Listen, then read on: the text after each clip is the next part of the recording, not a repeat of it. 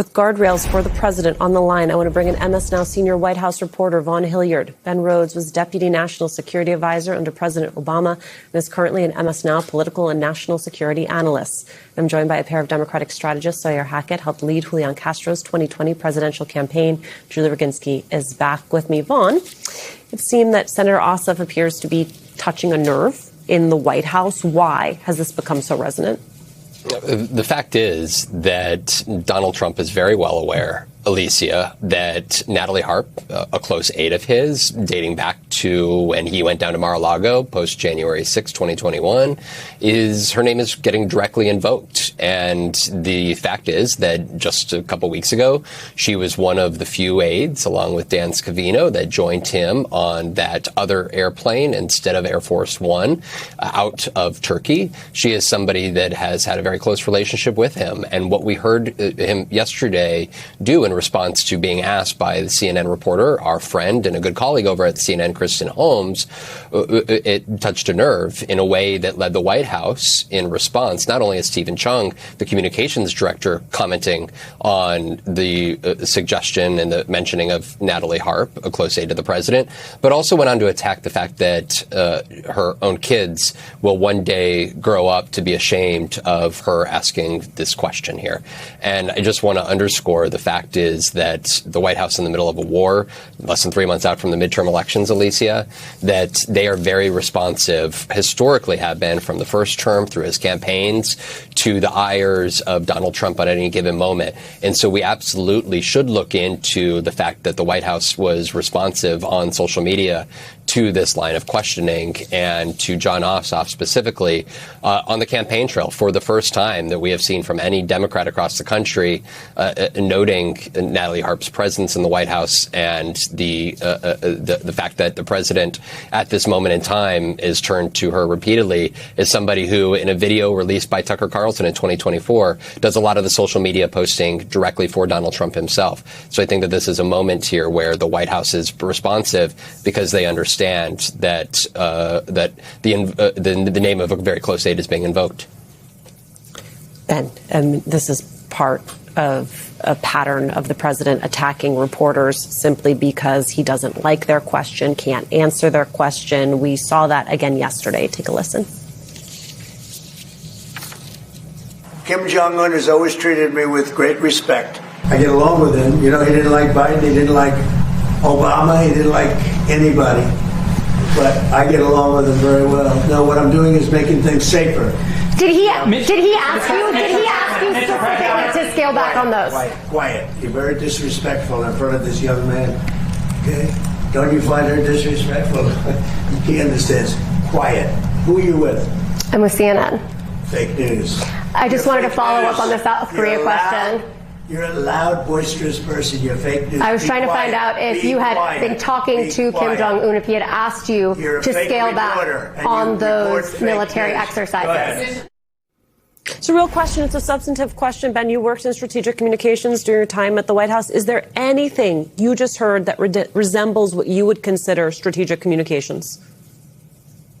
No. And look, I think we do have to point out that this disgusting behavior is almost always directed at women, yes. In particular. I mean, I have two daughters, and they're being raised in a country where the leader of the country regularly berates women and demeans them and dehumanizes them in the Oval Office. I think that's something we can't talk enough about, frankly, because it's absolutely appalling. Right? And look, I mean, just to get her question is a very important one, because the rest of us, to go to the substance, have no idea why he chose yesterday to be this day in which he randomly decided to suspend joint military exercises with South Korea that have gone on for decades. Why is he doing that? It's a very important question as to whether or not Kim Jong-un asked him to do that. Is he just doing a favor for a dictator that he has an affinity for? Because otherwise, we, the American taxpayers who pay for those troops to be in in South Korea. They have had bipartisan commitment to the alliance with South Korea. We've gotten a lot out of the alliance with South Korea over many decades.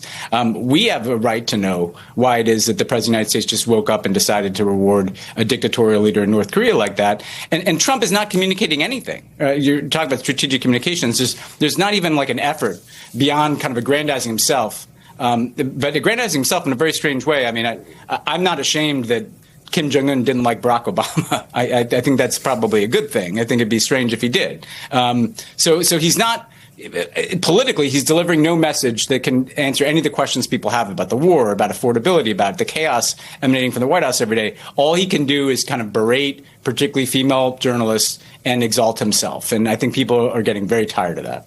I do think that people are getting tired of it, Sawyer. And here's the thing, whether the president called off those joint military exercises because he's cozying up to a dictator in the form of Kim Jong-un, whether it's because he's mad at South Korea because he's not been able to bully them into joining his efforts and his war of choice against Iran, it all is without strategy, without cohesion. And that seems particularly important for a president that campaigned on this idea of America is not safe, America is not great, it is in a state of chaos, and I am going to restore order. He has actually done the opposite of what it is he campaigned on. Yeah, and we've had 10 years of this, 10 years of the same thing, 10 years of cozying up to dictators, 10 years of berating female reporters when they ask him tough questions, 10 years of grifting, 10 years of extreme policies.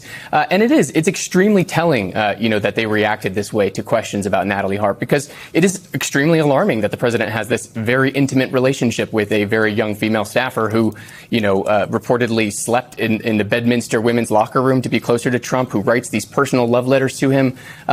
It warrants questions, I think. And I think, Jon Ossoff bringing this up in a soundbite about this presidency kind of spiraling out of control is a smart kind of communications tactic. That is the strategic communications element that you're talking about, of inserting this into the conversation, because now we're all talking about this. A story that has kind of been, relegated to books and articles has now reached a fever pitch. And it's because they are reacting this way. They took the bait and they swallowed it whole, and now they're having to deal with the consequences. And I should say, MS Now has not confirmed some of those details that have been reported by other outlets about Natalie Harp and about her professional relationship with the president. I'm always asking my team, and to the point where I think they're getting tired of hearing this question, like, what's new here? Right? Because to the point that everyone has made, this is how this president has acted for the past decade. To me, part of what is new in this moment is the fact that Jon Ossoff actually seems to be breaking through. And I get that part of that is his strategy of trying to nationalize his own election in Georgia. But it is notable in this moment of chaos and cacophony that someone has been able to find the signal. What do you think it is about what Jon Ossoff is doing that's breaking through? Look what Ossoff did. Ossoff said Natalie. He did not say Natalie Harp. He didn't say anything else about her other than he prefers to spend time with her rather than governing. The administration effectively decided to make this the Streisand effect for no reason whatsoever. They've decided that they're going to take Jon Ossoff's comments and make Jon Ossoff the Democratic frontrunner 2028 this week. Now, it may not happen next week. It may not have happened 2 weeks ago. But this week is all anybody's talking about is Jon Ossoff, not just about his Senate race that's coming up in November, but also about his potential to run in 2028. If I were Jon Ossoff, I would be sending them a huge gift basket. I mean, they have done the best thing they could possibly do for Jon Ossoff, which is to effectively make him the golden boy of the Democratic Party right now, all because they decided that they were going to fall into the Streisand effect. It is the most unbelievable self-own I've seen in a very long time. It just goes to show that either nobody in the administration knows what they're doing when it comes to communications, which I don't think is true. I just think that Trump went off the reservation, went crazy, and of course they do exactly what Trump wants, which is if Donald Trump wants to call him, John Jackoff or whatever he called him, they're going to do the same thing, right? Like, it doesn't matter what the smart strategy is. The strategy is going to be following this president off the cliff. And the person who does that more than anybody else, according to Maggie Haberman and Jonathan Swan and other accounts, is, of course, Natalie Harp, the woman who effectively calls him her savior, credits him for saving her life, puts out memes about him looking like Jesus. I mean, she has taken any evangelical Christian feelings that she ever had towards Jesus and decided to put them into Trump. It's insane.